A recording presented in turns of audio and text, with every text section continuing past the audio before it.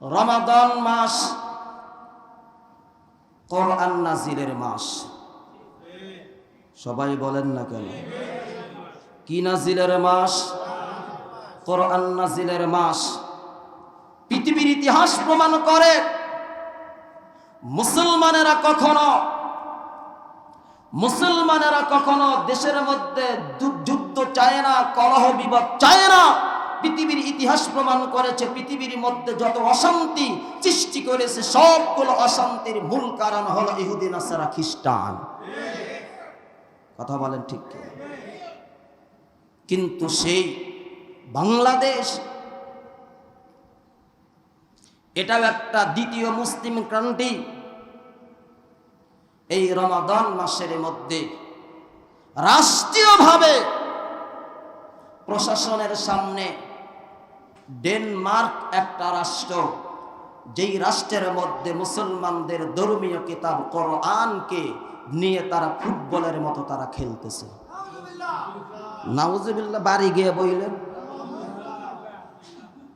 যেরকম ভাবে মানুষে ফুটবল খেলে, রাস্তার মধ্যে হাজার হাজার প্রশাসনের সামনে কোরআন এই রকম ভাবে ফুটবল খেলতেছে রমাদান মাসের মধ্যে।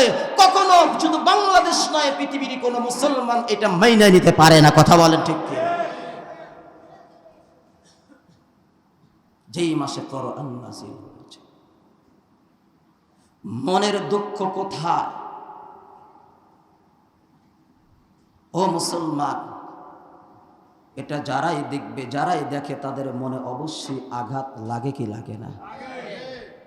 কিন্তু পৃথিবীর কোন মুসলমান তো অন্য ধর্মের মানুষদেরকে এরকম কষ্ট দেয় না।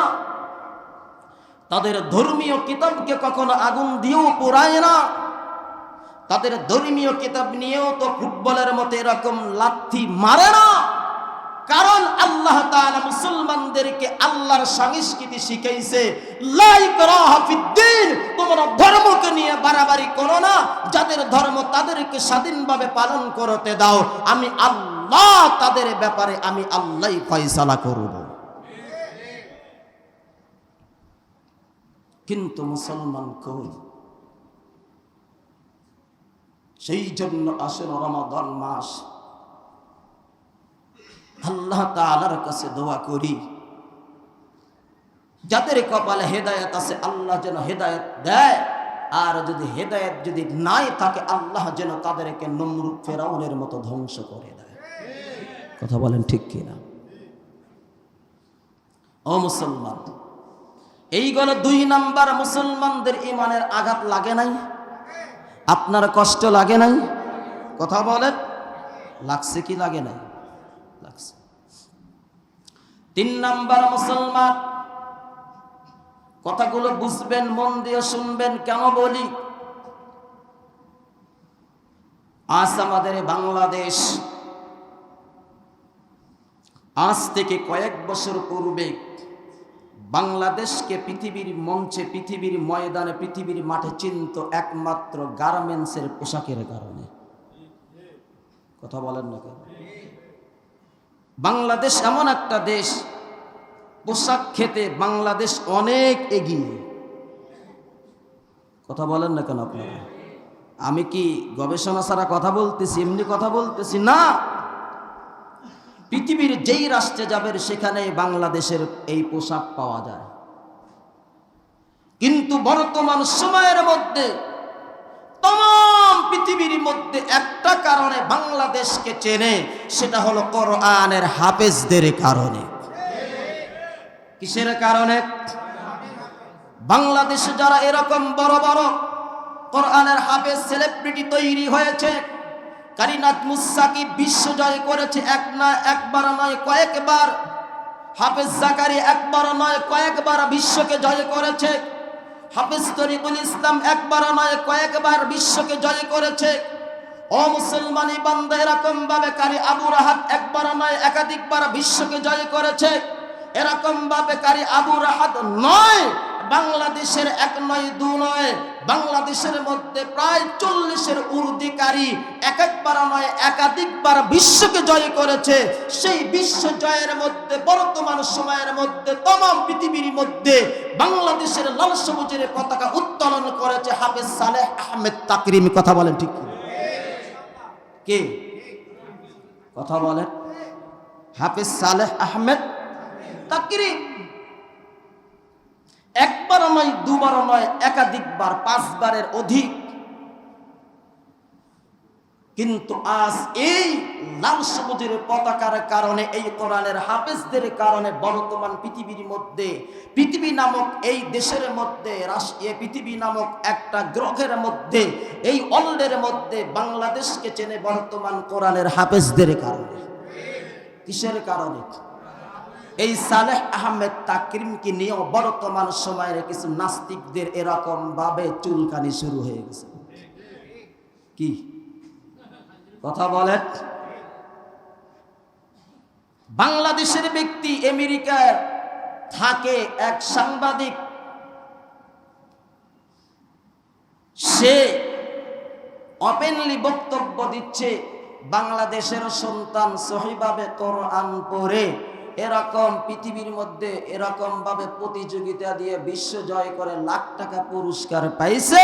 তাকে জিজ্ঞাসা করো সে তার জন্মভূমি মাতৃভাষাটা ভালোভাবে বলতে পারে কিনা দেখো। শুধু তাই বলে নাই, বলছে সে রবি ঠাকুর এবং কাজী নজরুলের কবিতাগুলো কি আবৃত্তি করতে পারে কিনা।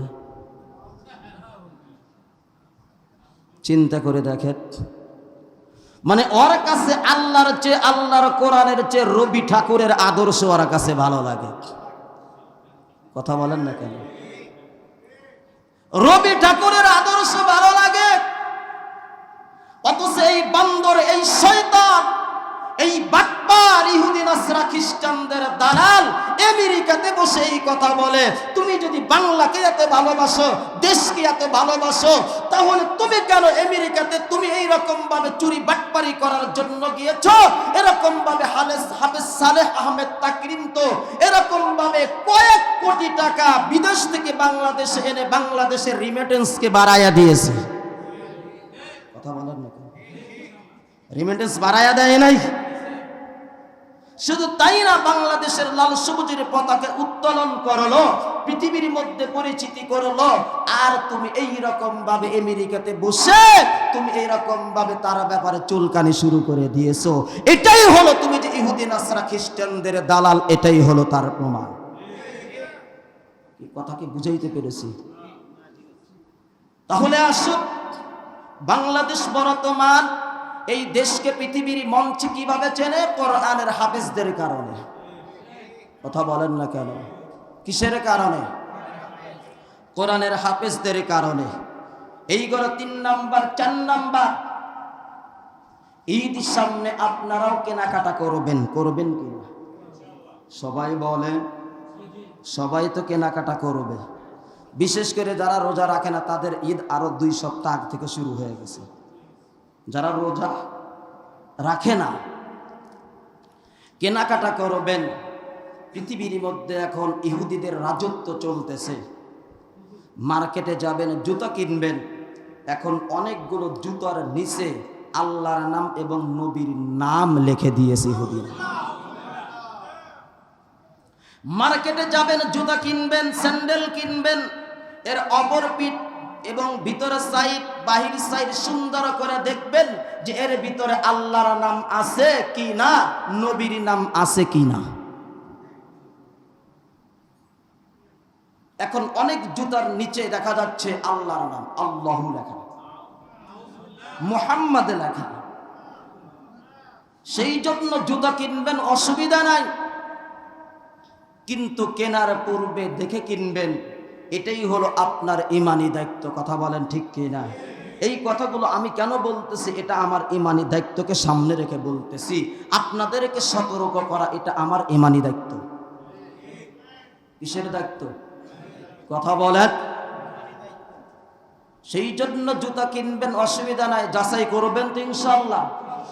ছেলে মেয়েকে বলবেন তুমি মার্কেটে যাও, অসুবিধা নাই, পর্দা করে যাও, অসুবিধা নাই, ইসলাম তোমাকে যাওয়ার অনুমতি দিয়েছে, পর্দা করে যাও। তবে জুতা কিনলে ভালো করে দেখে কিনো, জুতার নিচে বা ভিতরে আল্লাহর নাম, নবীর নাম আছে কিনা। কি বুঝাইতে পেরেছি? হ্যাঁ, এই হলো 4 নাম্বার গেল। 5 নাম্বার আজকে আপনাদের খেদমতে আলোচনা করব ফিতরাহ সম্পর্কে। কি সম্পর্কে? সবাই বলেন ফিতরাত। ও মুসলমান, আমরা তো এমন হয়ে গেছি, আমাদের সমাজের মধ্যে কিছু মানুষ চাচ্ছে রমজান মাস তাড়াতাড়ি বিদায় নেয় না কেন? রমজান মাস বিদায় নেয় না কেন? এদের মধ্যে এক শ্রেণীর মানুষ হলো, সবাই না, এক শ্রেণীর দোকানদার যারা হলো চা পানের দোকান, রেস্টুরেন্ট, হোটেলের মালিক। এক শ্রেণীর, কথা বোঝেন না, এক শ্রেণীর, সবাই না, ঢালাওভাবে বলি না। কারণ রমজান থাকার কারণে নাকি তাদের দোকানে কেনা বেচা কম হচ্ছে, কাস্টমার চাপতেছে কম। সেই জন্য এক শ্রেণীর ব্যবসায়িক তারা বলতেছে রমাদান মাস তাড়াতাড়ি বিদায় নিলে বেঁচে যায়। আর এক শ্রেণীর মানুষ নামদারি মুসলমান, পরিচয় দেয় মুসলমান, কিন্তু তাদের ভিতরগত সব স্বভাবগুলো মুনাফিকি।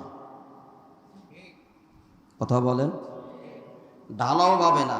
এক শ্রেণীর মুসলমান, নামে পরিচয় দেয় মুসলমান, কিন্তু কাজকর্ম, চলাফেরা, ওঠা বসা হলো মুনাফিকির আলামত। কিসের আলামত? মুনাফিকির আলামত। তারাও চাচ্ছে রমাদান মাস তাড়াতাড়ি বিদায় নিয়ে চলে যাক। কথা বলেন ঠিক কিনা? কিন্তু যারা খাঁটি ইমানদার, খাঁটি মুমিন, আল্লাহওয়ালা, তারা নিজেরাও চাচ্ছে রমাদান মাস যেন আরো দীর্ঘায়িত হোক। কি হোক? দীর্ঘায়িত হোক। আমি যতদূর জানি,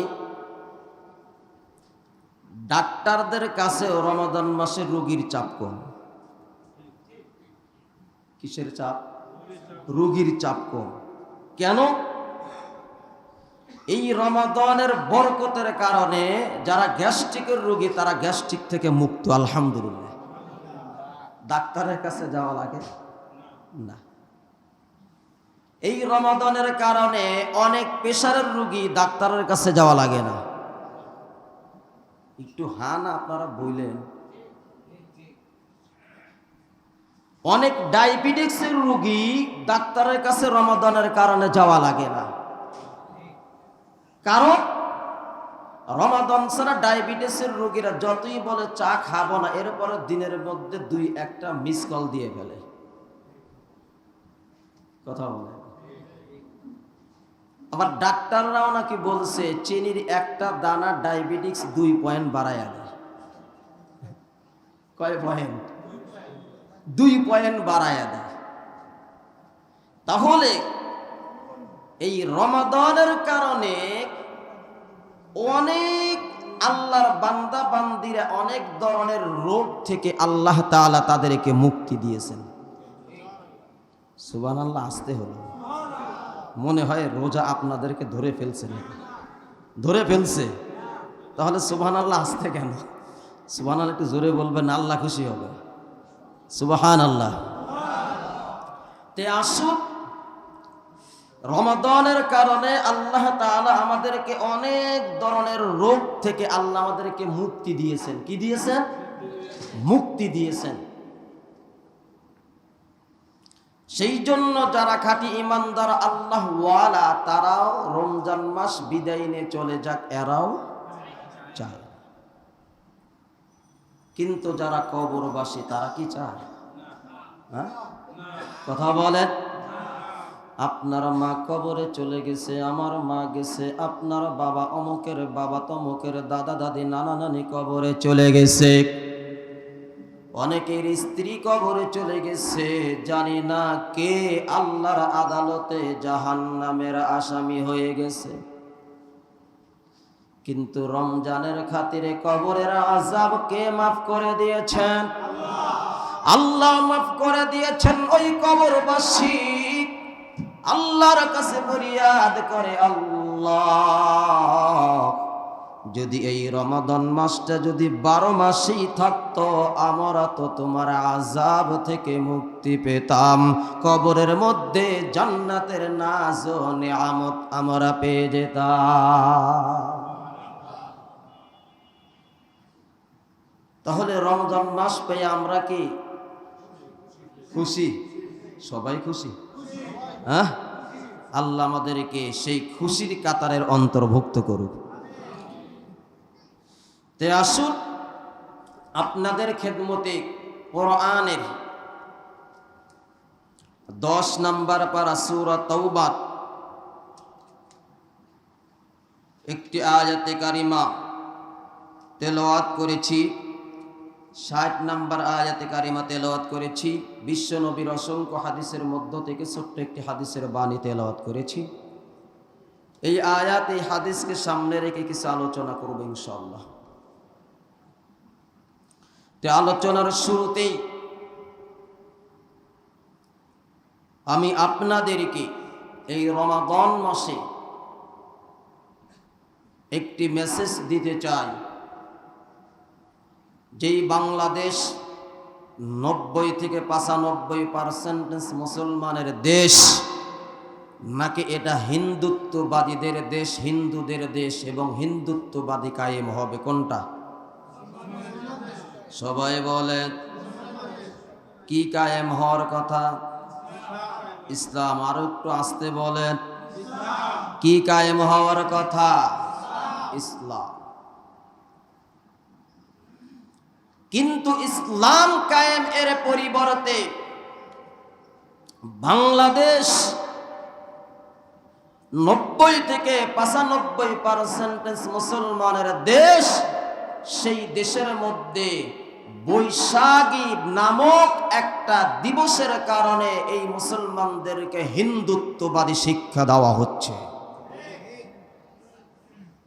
ঠিক আস্তে বলেন কেন? ইমানের প্রবলেম? তাহলে জোরে বলেন না কেন? ঠিক না বেঠিক? মুসলমান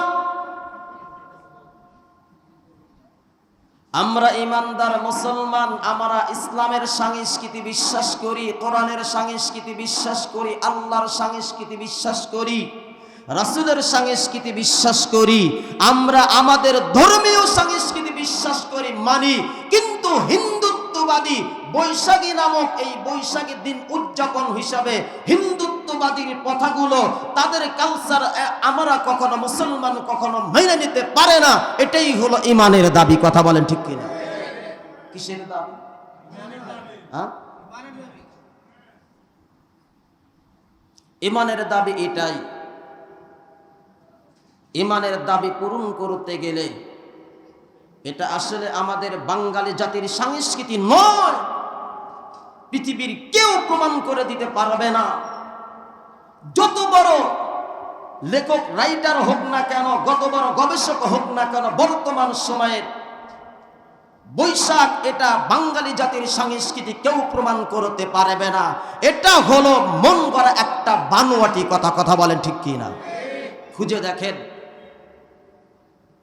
এই বাঙালি জাতির সংস্কৃতি নামক এই কথার মধ্যে রয়েছে হিন্দুত্ববাদী কথা। কথা বলেন না কেন? কার কথা? হিন্দুত্ববাদী কথা। বাংলাদেশীদের জন্য বাংলাদেশীদের জয়।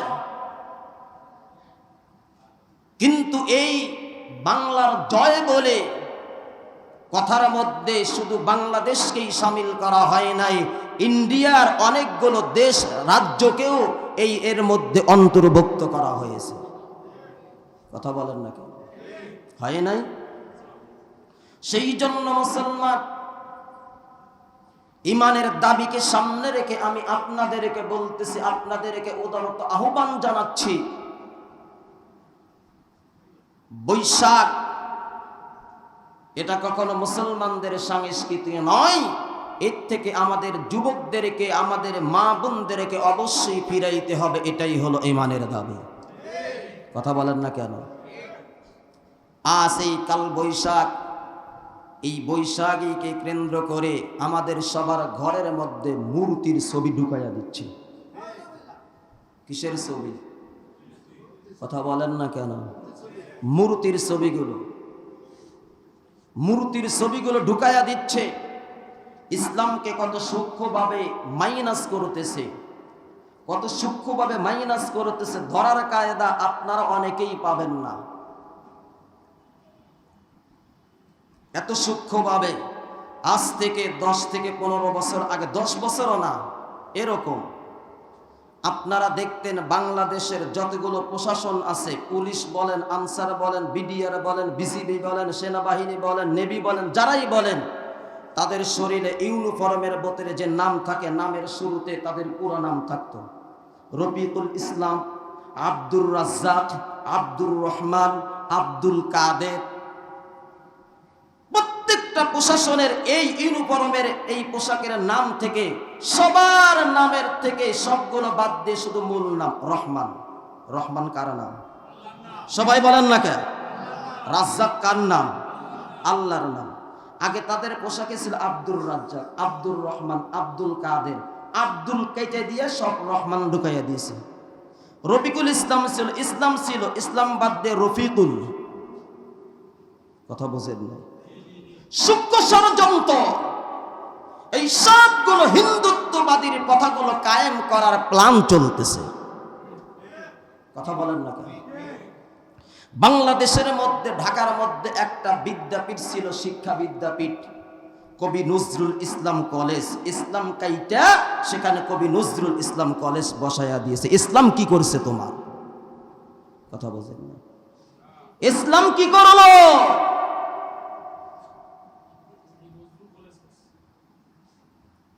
কবি নজরুল ইসলাম ছিল, ইসলামটা বাদ দিয়া কাইটা এই নামটা রাখলো। কারণ কি? ইসলাম তোমাদের কি ক্ষতি করলো? ইসলাম এটাই তোমাদের জন্য ক্ষতি। ইসলাম থাকলে তোমরা চুরি আর বাটপারি করতে পারবা না, সেই জন্য ইসলামকে তোমরা মাইনাস করতেছ। কথা কি বুঝাইতে পারছি? সূক্ষ্ম ষড়যন্ত্র। কি ষড়যন্ত্র? তাহলে আসেন, বৈশাখ উদযাপন করা যাবে? করা যাবে? হ্যাঁ না, বৈশাখ উদযাপন করা যাবে না। এটা হিন্দুত্ববাদী কথা। কথা বলেন ঠিক কিনা? আপনারা উদযাপন করবেন? আপনাদের ছেলে সন্তান? হ্যাঁ না, রাজি আছেন তো? ইনশাআল্লাহ আল্লাহ কবুল করুক। কথাগুলো বুঝবেন, বোঝার জন্য বলছি। এখন সমাজের মধ্যে মুসলমান অনেক ধরনের পাওয়া যায়। কি ধরনের পাওয়া যায়? সবাই বলে, অনেক ধরনের মুসলমান পাওয়া যায়। যদি জিজ্ঞাসা করা হয় তুমি কি আল্লাহকে চাও কিনা? হ্যাঁ আল্লাহকে চাই। জান্নাত চাও কিনা? হ্যাঁ জান্নাতে চাই। রাসূলকে চাও? হ্যাঁ রাসূলকেও চাই। রাসূলের শাফাআত চাও? হ্যাঁ চাই। সব কিছু চাও? হ্যাঁ চাই।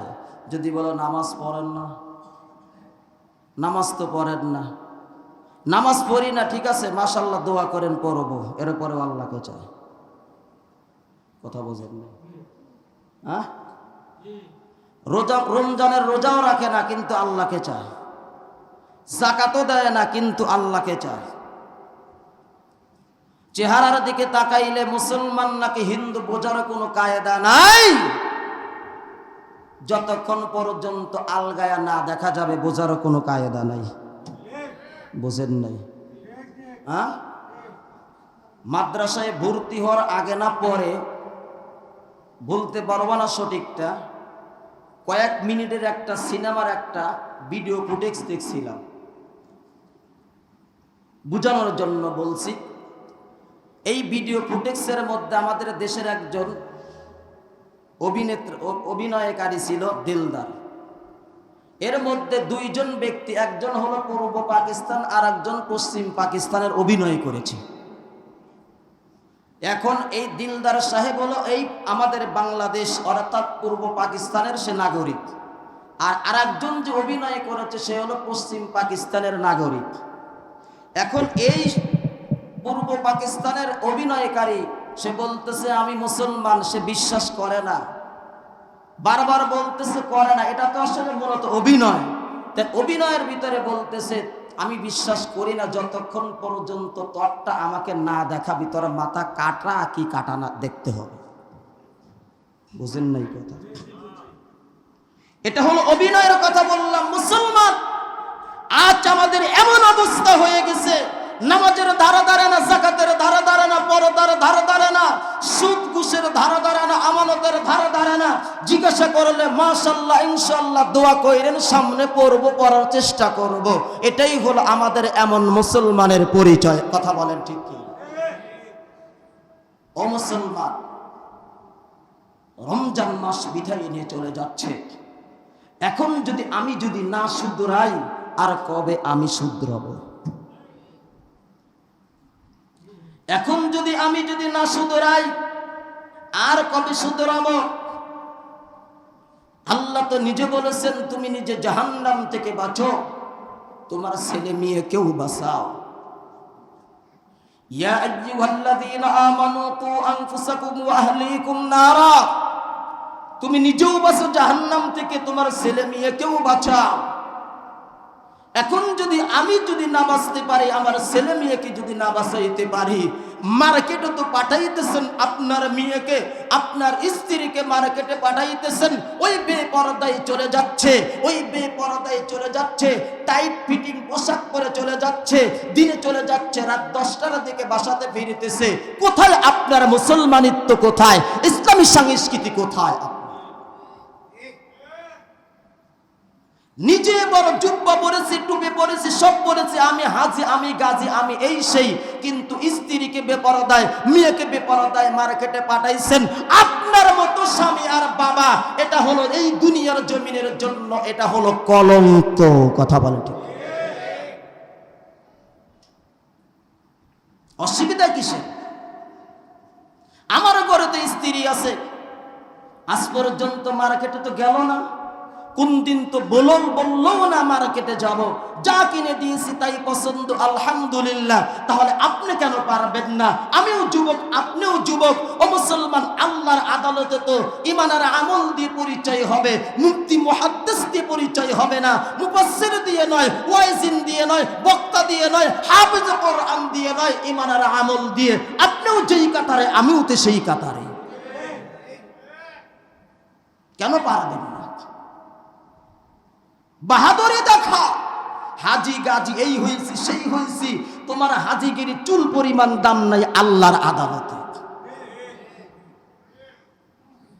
এখন তুমি বাহাদুরি দেখাও, কিন্তু আল্লাহর আদালতে তোমার চুল পরিমাণ দাম নাই। 10 বার হজ করো, তুমি 10 বার মুফতি সাহেব হও, 10 বার হাফেজে কোরআন হও, যদি তোমার ছেলে মেয়ে কেউ জাহান্নাম থেকে না বাঁচাও, তুমি নিজেও যদি না বাঁচো, আল্লাহর আদালতে তোমার আর আমার কোনো মূল্য নাই। তাহলে ছেলে মেয়েকে বেপরদায় পাঠাইয়া দিবেন তো? দিবেন? কথা বলেন। মার্কেটে এক ধরনের যুবক থাকে, যুবতী মেয়েদেরকে দেখলে আলগায়া দিয়ে শরীরে ধাক্কা মারে। কথা বলেন না কেন? অনেক কথা ইমাম সাহেব হিসেবে এই মেম্বারে বলা যায় না।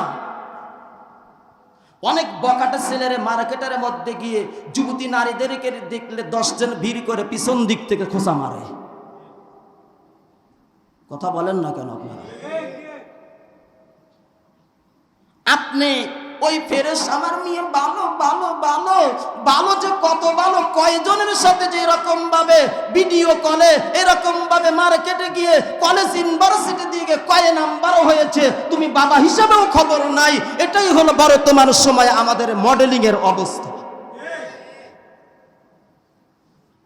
কথাগুলো কষ্ট নিয়ে বলতেছি রে মুসলমান। সেই জন্য মার্কেটের ব্যাপারে যেই কথাগুলো বললাম, আপনার স্ত্রী আপনার মেয়েকে ফিরাতে পারবেন তো ইনশাল্লাহ? পারবেন তো ইনশাল্লাহ? আপনাদের পা দুইটা ধরে বলতেছি, পা ধরে বলতেছি, আল্লাহকে হাজির নাজির জেনে বলতেছি, আপনিও বাঁচেন, আমিও বাঁচি, আপনার মেয়েও বাঁচুক, আপনার ছেলের বউ বাঁচুক, এটাই হলো ইমানের দাবি। সেই জন্য আসুন, কেনাকাটা থেকেও আমাদের ছেলে মেয়েদেরকে বেপরদা থেকে বাঁচানোর চেষ্টা করবো, ইনশাল্লাহ। রাজি আছি তো? মার্কেটে যাক, অসুবিধা নাই, কিন্তু পর্দা করে যাক। বুঝাইতে পেরেছি? আবার ভাইবেন না, মার্কেটে যাইতে গেলে আমি নিষেধ করিনি, ইসলাম অনুমতি দিয়েছে, তবে শর্ত হলো পর্দা মেনটেন করে। কি করে? পর্দা মেনটেন করে, ইনশাল্লাহ। রাজি আছি? তে আসুন, ইসলামের সব বিধান মেনে এরপরে আল্লাহকে চাওয়া। কাকে? ইসলামের বিধান মানলাম না, মাশাআল্লাহ, আলহামদুলিল্লাহ, দোয়া কইরেন, এই সেই কথা বলছেন। আজকে তো আমরা এমন, ছেলে এবং মেয়েকে যদি ওই উন্নত রাষ্ট্র পাঠাইতে পারি, লন্ডন, কানাডা, আমেরিকা, যুক্তরাষ্ট্র, যুক্তরাজ্য, তাহলে মনে করি আমি একজন বাবা হিসেবে সফল। কথা বলছেন না? আমরা কি মনে করি? ছেলেকে পাঠাইছি খ্রিস্টান রাষ্ট্র, গর্বিত, সফল। মেয়েকে পাঠাইছি, মেয়ে লন্ডন, কানাডা পড়ালেখার জন্য গিয়েছে, হুজুর দোয়া কইরেন। কেরে তুমি বাংলাদেশ, মেয়ে একটা মেয়ে একা তুমি এরকম ভাবে 1000 কিলোমিটার দূরত্বের সফরে তুমি পাঠাইছো পড়ালেখার জন্য, এটাই তো তোমার জন্য জাহান্নামের জন্য যথেষ্ট। কিসের জন্য? যথেষ্ট। যুবতী মেয়েদেরকে ঘরের মধ্যে কন্ট্রোল করা যায় না, 1000 কিলোমিটার দূরে তুমি পড়ালেখার জন্য খ্রিস্টানদের রাষ্ট্রে পাঠাইছো, ওখানে তুমি আর কি করবা? তোমার মেয়ে ওখানে কি করতেছে এটাই তো তুমি জানো না, ঘরেই তো নিরাপত্তা নিয়ে টানাটানি। কথা বলেন ঠিক কি না? সেই জন্য মুসলমান গর্বিত ওটা নয়, গর্বিত হলো তারাই এমন সন্তান তুমি তৈরি করো যেই সন্তান তোমার জন্য আল্লাহর আদালতে রব্বির হামহুমা বলে দোয়া করবে। কথা কি বুঝাইতে পেরেছি?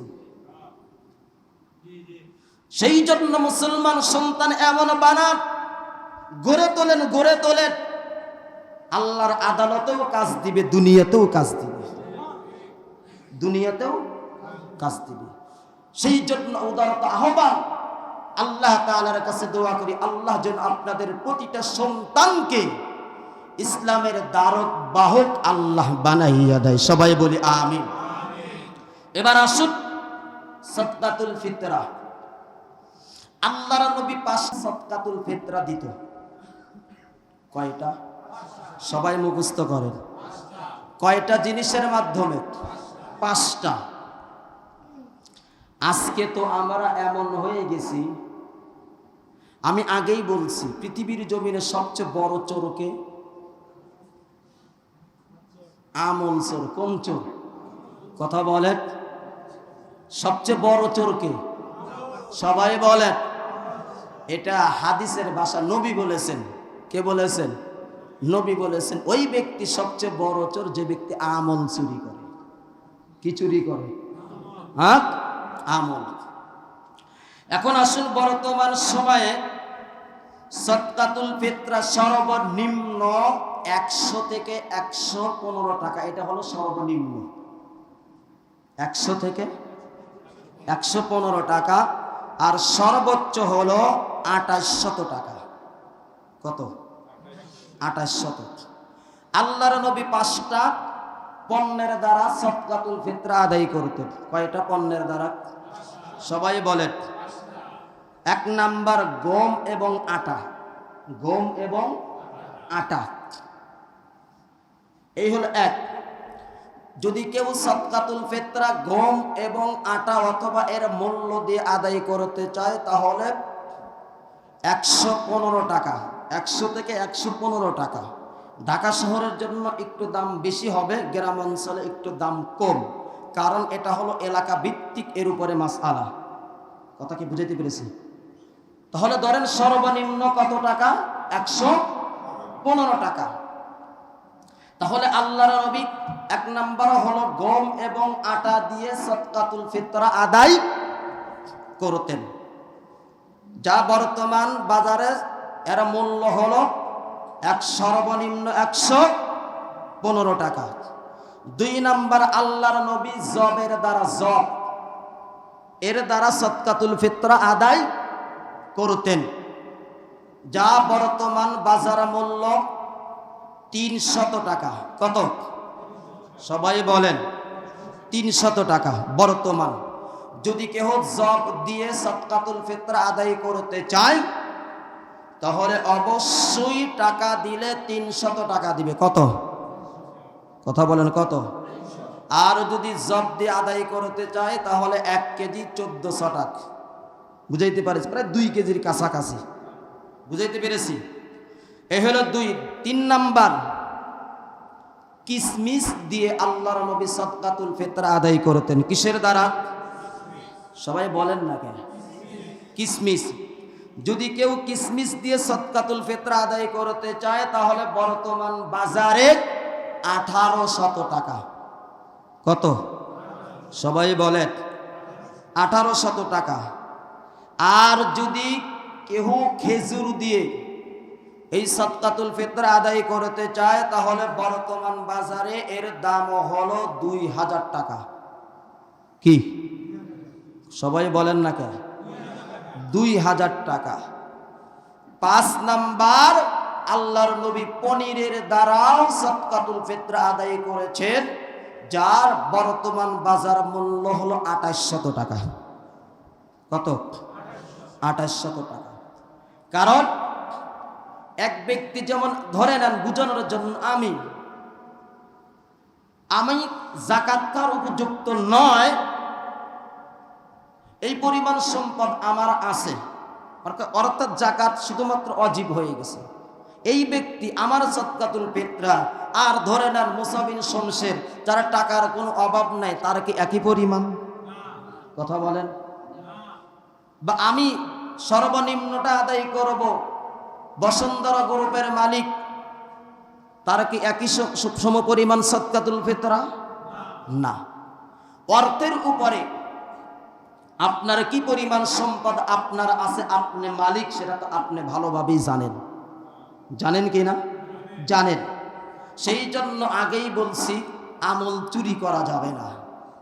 আপনার সম্পদ কি পরিমাণ সেটার উপরে আপনি নির্ধারণ করে আপনি যেটা দিয়ে সদকাতুল ফিতরা আদায় করলে হক আদায় হবে। যদি জবের দ্বারা আদায় করলে আপনার সম্পদের হক আদায় হবে, ইবাদতের হক আদায় হবে, আপনি আদায় করবেন। আর যদি পনিরের দ্বারা আদায় করলে হক আদায় হবে, পনিরের দ্বারা আদায় করবেন। আর যদি খেজুরের দ্বারা দিলে হক আদায় হবে, খেজুরের দ্বারা আদায় করবেন। আর যদি কিসমিসের দ্বারা দিলে হক আদায় হবে, তাহলে কিসমিস দিয়ে সদকাতুল ফিতরা আদায় করবেন। বিষয়টা কি বুঝাইতে পেরেছি? পারি নাই? ইনশাআল্লাহ আমরা সদকাতুল ফিতরা আদায় করব। যাকাতের ক্ষেত্রে সম্পদের জন্য, নতুন যাকাত আদায়কারীদের জন্য ওই সম্পদ হাওলানে হাওল 1 বছর তার কাছে থাকা শর্ত, কিন্তু সদকাতুল ফিতরা আদায় করার জন্য পূর্ণ বছর নয়, মাত্র ওই ঈদের দিন, ওই দিনটাই যদি আপনার কাছে যাকাত এর নিসাব পরিমাণ মালের মালিক আপনি ওই দিন হয়ে থাকেন, তাহলে আপনার উপরে সদকাতুল ফিতরা ওয়াজিব। সদকাতুল ফিতরা দেওয়ার উত্তম সময় হলো ঈদের দিন। কথা কি বুঝাইতে পেরেছি? এটাই হলো উত্তম সময়। যদি কেহ আগেও আদায় করে দেয়, আলহামদুলিল্লাহ, আদায় হয়ে যাবে। বুঝাইতে পেরেছি তো? আগেও আদায় করে দিলে কি হবে? আদায় হয়ে যাবে। উত্তম হলো ঈদের দিন দেওয়া। ইনশাআল্লাহ বুঝাইতে পেরেছি তো? সেই জন্য দিয়ে নিবেন। এবার আসুন শবে কদর। আল্লাহর নবী হাদিসের মধ্যে বলেছেন, রমজানের শেষের দশকে বেজোর 5টা রাত্রিতে তোমরা শবে কদর তালাশ করবা। আজকে 23শে রাত্রি না? 23শে রাত্রি আজকে। শবে কদর তালাশ করার কথা নবী বলেছেন। আমরা তো তালাশ করি না, আমরা তালাশ করি দুনিয়ার মাল সম্পদ, ইবাদত আমল তালাশ করি না। কত কি বুঝাইতে পেরেছি? আমার সম্পদ, বাড়ি গাড়ি, এগুলো তালাশ করি, কিন্তু আমল তালাশ করে যে আমল করব, এটা আমরা করি না। কথা কি বুঝাইতে পেরেছি? সেই জন্য আমরা সবে কদর তালাশ করব। তালাশ করার অর্থ হলো ইবাদত করে যাওয়া। সেই জন্য 21 রাত্রি বেজর রাত্রি চলে গেছে, আজকে 23 রাত্রি হতে পারে, আজকেও সবে কদর হয়ে যেতে পারে। আজকে যদি না হয় সামনে 25 রাত্রি, সেটাতেও হয়ে যেতে পারে। 25 রাত্রে যদি না হয় 27 রাত্রি, সেটাও হতে পারে। 27 রাত্রি যদি না হয় 29 রাত্রি, আর মাপ নাই। কি বুঝাইতে পেরেছি? সেই জন্য আমরা বেজর রাত্রিগুলোতে অবশ্যই বেশি বেশি করে ইবাদত বন্দেগী করতে রাজি আছি তো ইনশাআল্লাহ। রমাদান মাস বিদায় নিয়ে চলে যাচ্ছে, তারাবির নামাজ রমাদানের সাথে খাস। রমজানের বাহিরে হাজার চেষ্টা করলেও তারাবির নামাজ পড়তে পারবেন? দিন চলে যাচ্ছে, মসজিদে মুসল্লিগুলো খালি, দিন দিন খালি হয়ে যাচ্ছে। ও মুসলমান, মার্কেট জীবনে বহুত করতে পারবেন, কিন্তু ইবাদত আর করতে পারবেন? সেই জন্য উদারত আহ্বান, আর মাত্র 5টা পারা আছে খতমে তারাবি, এরপরে শেষ, এরপরে আর মাত্র কয়েকটা তারাবি। সেই জন্য খতমের সাথে তারাবির সম্পর্ক নয়, তারাবির সম্পর্ক হলো রোজার সাথে। ইনশাআল্লাহ আমরাও তারাবি পড়ব। বাসা বাড়িতে আমার মা বোনেরা আছেন, আসলে ইতিকাফে আমাদের মসজিদে 2 জন বসছে। ইতিকাফ শুধু পুরুষদের জন্য নয়, মহিলারাও ইতিকাফ করতে পারে, কিন্তু মহিলাদের জন্য ইতিকাফের স্থান হলো তার বাসার মধ্যে একদম নির্জন নিরিবিলি স্থানকে ইতিকাফের জন্য বেছে নেবে। কথা বুঝাইতে পেরেছি? মহিলারাও তার বাসার মধ্যে একটা নিরিবিলি স্থানকে ইতিকাফের জন্য বেছে নিবে, তারাও ইতিকাফ করতে পারে। সেই জন্য মা বোনদেরকে ইবাদত করার কথা বলবেন। আল্লাহ তাআলা যতটুকু আলোচনা করা হয়েছে, আমি গুনাহগার সহ আপনাদের সবাইকে আমল করে আল্লাহ তাআলাকে রাজি আর খুশি করার তৌফিক দান করেন। সবাই বলি আমিন।